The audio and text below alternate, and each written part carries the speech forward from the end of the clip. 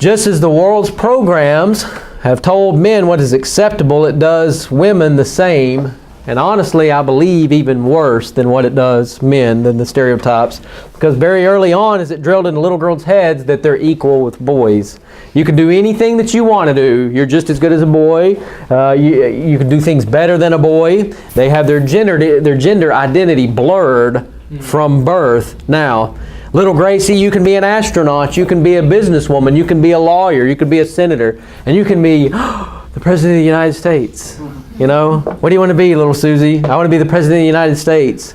So they feel this pressure to conform to the mold that this world has for them, but they're also put into competition with boys. So not only are they trying to achieve, but they're trying to surpass the level of boys, which we'll talk about that in just a little bit. So what does the world want for your little girls? What kind of woman does the world want your little girls to grow up and be? And we have a lot of young little ladies in this room. They're trying to get you, little girls, to be career-minded. They're trying to get you to focus on your career. They're trying to get you to focus on your jobs. They're trying to get you to focus on anything that you can other than your family. They're trying to get you to understand that you have a 50-50% relationship in your house. There is no authority in your house, girls. It's you and your husband, 50-50, co-equal. That's what the world wants to show you. And the world wants you to be indulgent without consequences, that you can indulge in things, whatever you choose, without some sort of consequences.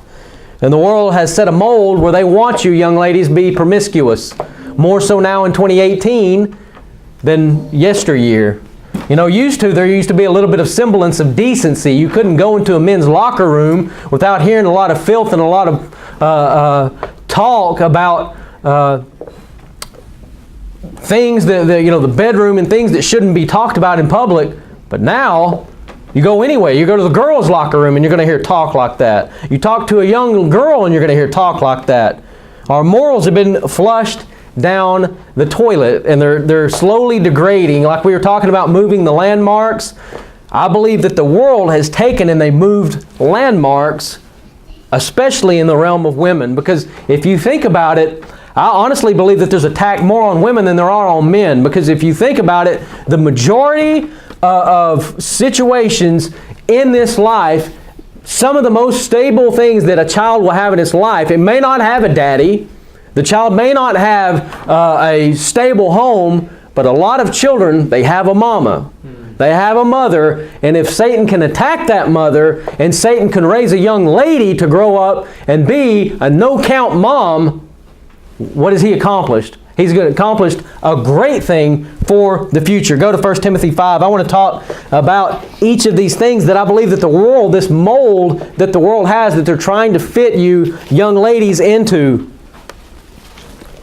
And the first thing is career-minded. We talked about that this morning when we were talking about the men, that dad should go to work and that mom should stay home and raise the children.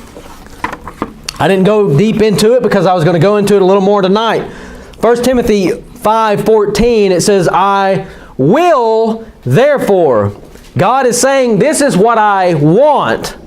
That the younger women, they marry, bear children, guide the house, and give none occasion to the adversary to speak reproachfully.